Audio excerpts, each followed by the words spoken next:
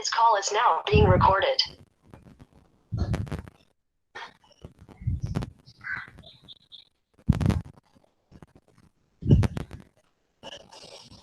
So today, this is the next experiment 3. So last two experiments we have familiarized with the scientific computation tool, and we have studied what is the need for scientific computing, all those things. Okay, now we go to the experiment number 3. Experiment number 3 basically deals with the realization of arrays and the realization of matrices, and how we can do different manipulations in the case of arrays and matrices. Okay, and some algorithms also we need to see in experiment 3. Okay, so first we will do some basic computations on matrices. So we will see what are they.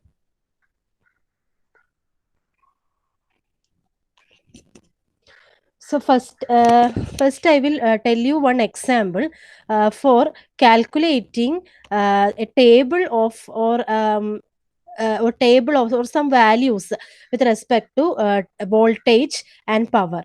Okay, that means you have given a resistance value, and you have given a set of current values. So how can you calculate the voltage values, and how can you calculate the power values? This is a very simple example with respect to arrays. Okay, so first of all, in every program you need to type these commands: clc, clear all, and close all, as you know. Okay, now the resistance value which is given as r equal to 10. Just so I'm just putting it to a variable, or I am initializing it to a variable r, the resistance value r. Okay, you can choose any variable name. I have chosen it as r equal to 10. That is the resistance value. Okay, next, I equal to, what are the current values? Okay, so current value, once you get the resistance value, you have initialized the resistance value. Now you can, in order to find the voltage, you need to have two things. One is the resistance value, and the other one is the set of current values, isn't it? So some set of current values also you have given. That is, it starts from 0, and its final value is 10, and the current is incrementing at an increment or at a unit of 2.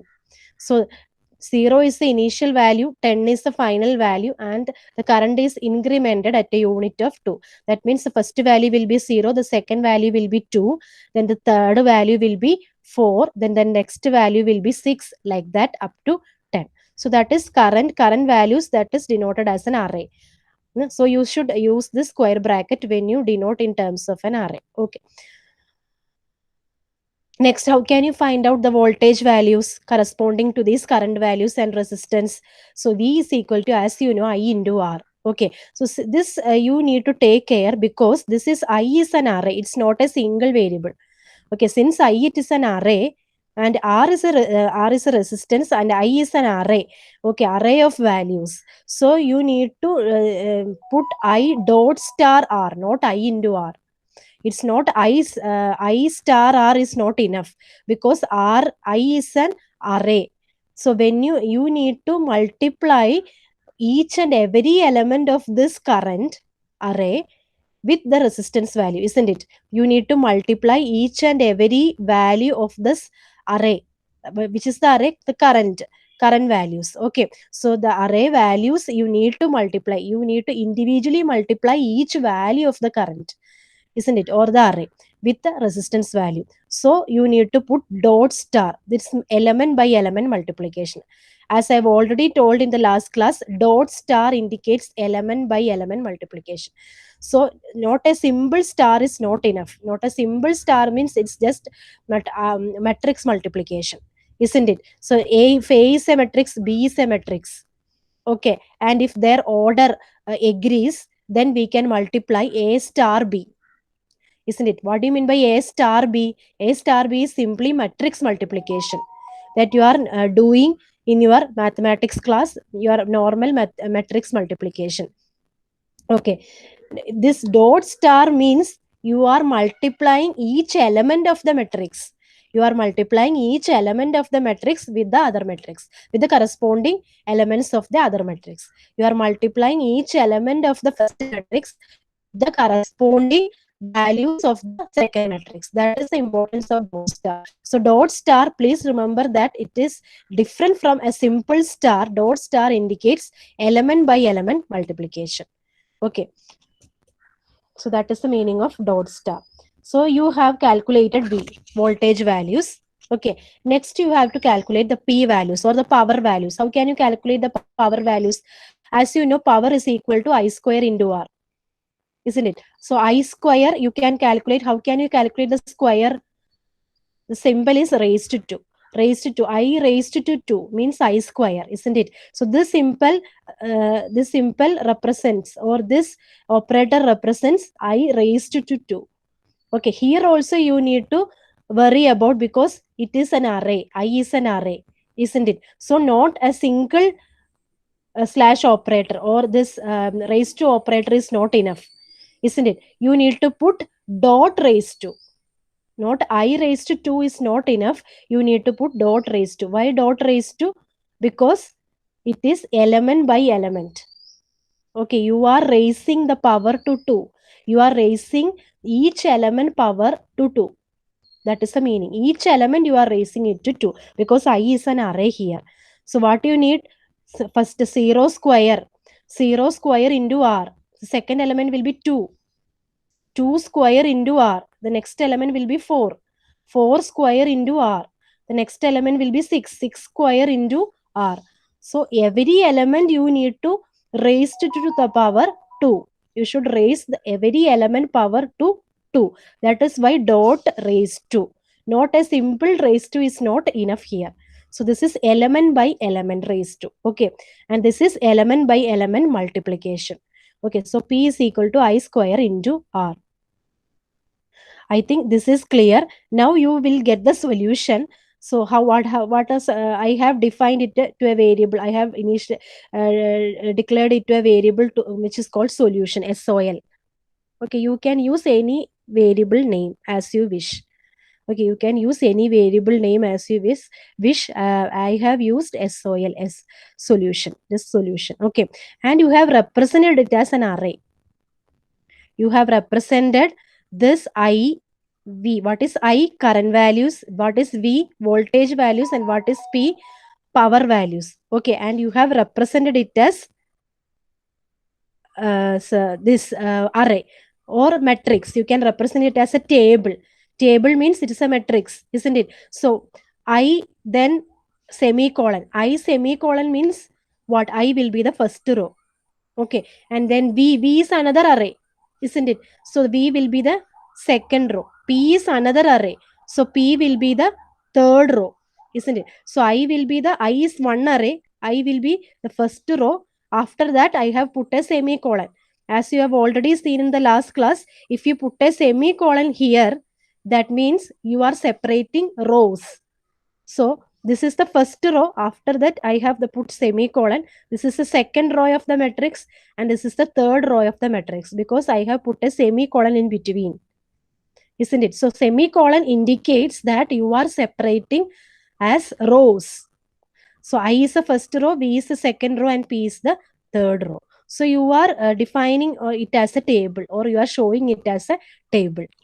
So we will see what kind of output you are going to get.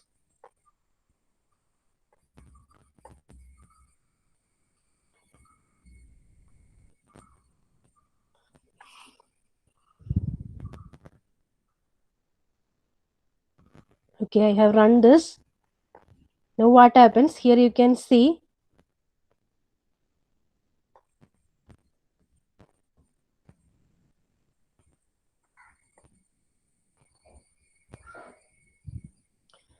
this is a solution. So if I just 1 second.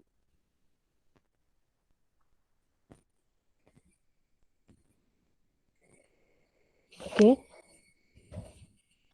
So this is a solution. Okay. So I have displayed my variable SOL. You can just in the command window, you can just type in the command window SOL, because I have run my program. And you can just type the variable SOL in the command window. SOL will be displayed. So what will be the first row? The first row is what is the value? The current value. Next will be the voltage values. The next row will be the power values. Okay, so current, I, V, and P. So these are the three set of values. I hope this is clear. Next, we will describe another example. So before that, let me change the font size.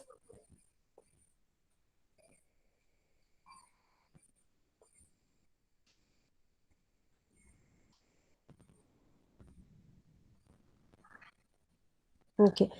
Now let me tell you another example regarding how to find out the roots of a quadratic equation.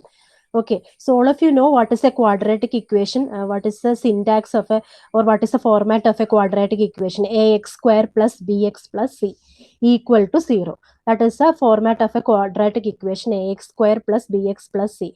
So what all things, in order to find the root of a quadratic equation, you need to input three things, isn't it? You need to input three things. Which are the three things? Coefficient A, coefficient B, coefficient C.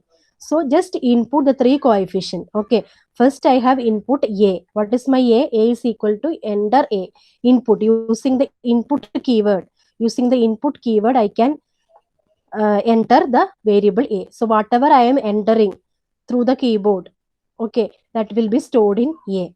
Next, using the keyword B, B is equal to input enter B. So you can assign the value to B and you can assign the value to C. Okay, I think this is clear because you know the keyword input. So using input, you can enter different values to the, or you can assign different values to the variables, just like your scanf statement in C programming. Okay. Next, you need to calculate what is the solution, what is the root of this quadratic equation ax square plus bx plus c. What is the root? The root will be minus b plus or minus root of b square minus 4ac by 2a, isn't it? Root will be minus b plus or minus root of b square minus 4ac by 2a. So that are the roots. So you need to calculate the different conditions. First of all, you need to place the different conditions regarding that. So what is b square minus 4ac? I have assigned it to the variable I. First, b square minus 4ac, I have assigned to the variable I. So what is I? I is just a variable that contains b square minus 4ac. So b is a coefficient. So I am squaring that. So b square, b raised to 2. Okay, minus 4a into c. So b square minus 4ac is I. Okay, now I am calculating if there are three conditions. If my b square minus 4ac greater than 0 and my b square minus 4ac equal to 0, my b square minus 4ac can be less than 0. So you need to calculate the roots for the three conditions separately, isn't it? That is how you are calculating the roots of a quadratic equation. So what is b square minus 4ac? If I greater than 0, that is if my b square minus 4ac is greater than 0, then what happens? What are my roots? What are my roots? It will be minus b plus or minus root of b square minus 4ac. So there is a root of b square minus 4ac. So I need to calculate the square root of b square minus 4ac. So square root, SQRT function I have used. So SQRT is an inbuilt function in MATLAB. It's an inbuilt mathematical function. So SQRT, square root of I, isn't it? So SQRT of b square minus 4ac I have calculated and I have assigned to just a variable like this. Okay, now I have calculated my roots as there are two roots. One is plus root and the other one is minus. Minus b plus root of b square minus 4ac by 2a. You can calculate that. So that is my x1, the first root. What is the second root? The second root will be minus b square minus root of b square minus 4ac by 2a. That will be my second root. So I have two roots, minus b plus square root of b square minus 4ac by 2a. And the second root will be minus b minus root of b square minus 4ac by 2a.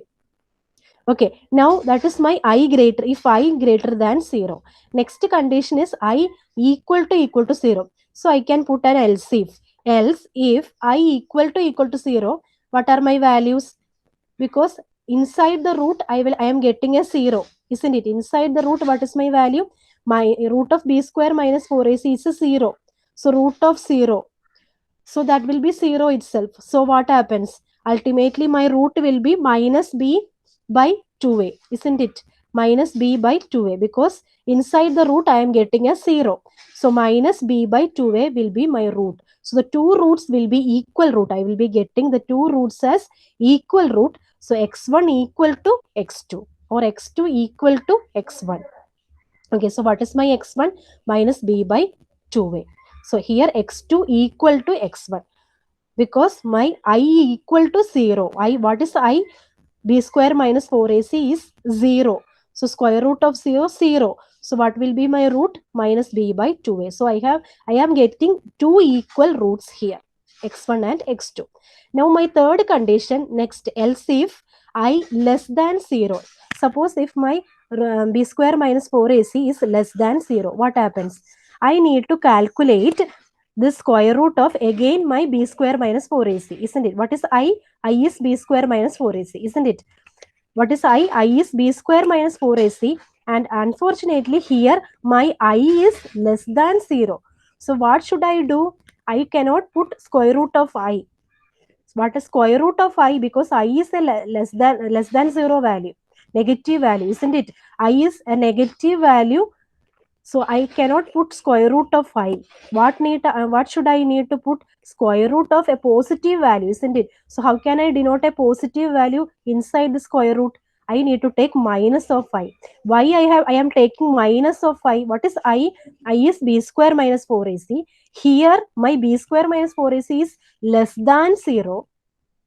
Okay, so in order to make it as, in order to find out my square root, I am just negating it. I am just negating it in order to find the square root, because my b square minus 4ac is less than 0. Okay, so I am just negating my b square minus 4ac. So it will become positive. So square root of b square minus 4ac I can take, isn't it? Now what? This is my square root. Now my p1, I need to calculate this separately. Okay, what is minus b plus root of b square minus 4ac? Here root b square minus 4ac is a negative value, so I need to calculate my root of b square minus 4ac separately. Okay, so here root of minus 1. What is root of minus 1? You are denoting it as j, isn't it? Root of minus 1 it as j. So here you are calculating two parts. One is the real part and the imaginary part. The root will be a complex number. As you have already know, if b square minus 4ac is less than 0, what are my roots? My roots will be complex, not real numbers. It will be complex number.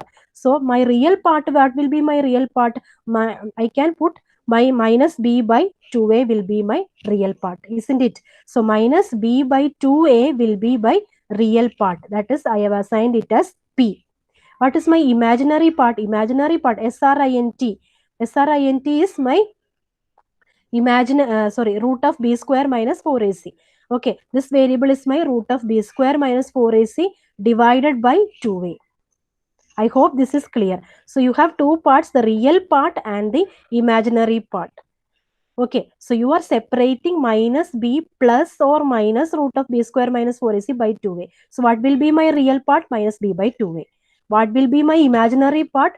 Root of b square minus 4ac by 2a. That will be my imaginary part. Okay, and then how can I represent? Okay, here my x1 and x2 are the two roots. So how can the real part plus p2 into j? What is this j? In order to form a complex number, in order, because root of minus 1, here b square minus 4ac is a negative number. So root of minus 1 is j or I. You are denoting it by either I or j. In MATLAB, we are denoting it by j, a complex number j. Okay, so this is the real part plus p2 times j, and x2 is p1, the real part, minus here the plus root and the minus root. So p1 minus p2 into j. So you root of minus 1 is actually I or j. Root of minus 1 is actually the complex part, isn't it? So j value you need to insert. So in MATLAB you need to insert by into j. Here also into j. So this is the real part. P1 is the real part. P2 is the imaginary part. I hope this is clear. And finally, you need to put end for this if statement, because you are opening this if here. If I greater than 0, then else if I equal to 0, and then else if I less than 0. You need to put an end for this if. That is a syntax of if statement, isn't it? So you need to put an end for this if statement, and then you can display your RT. What is RT? RT is the root. So RT is the root. I have defined it to a variable RT. You can use your own variables. So inside a square bracket x1, x1 and x2.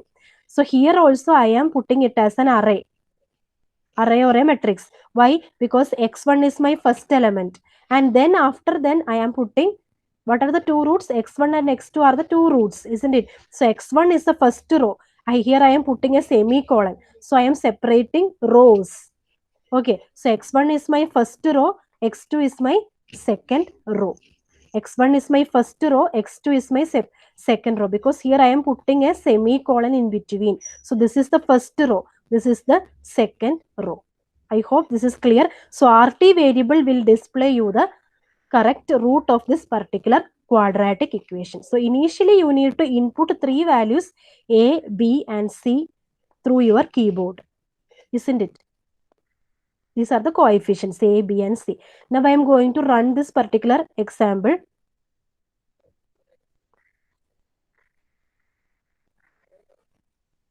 Enter A. Just I am entering a value 3. I am entering a value 2.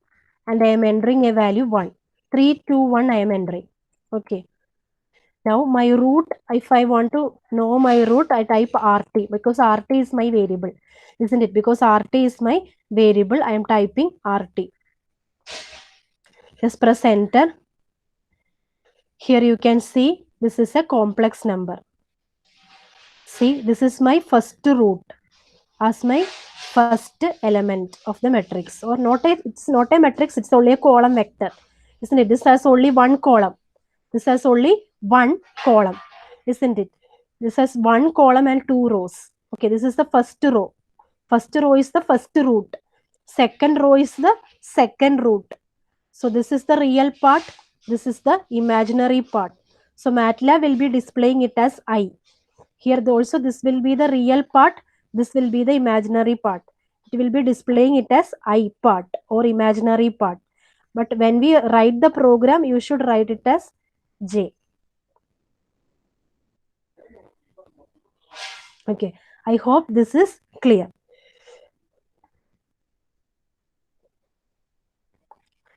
Next, we will see another example. So that we will see in the next video clip. Thank you.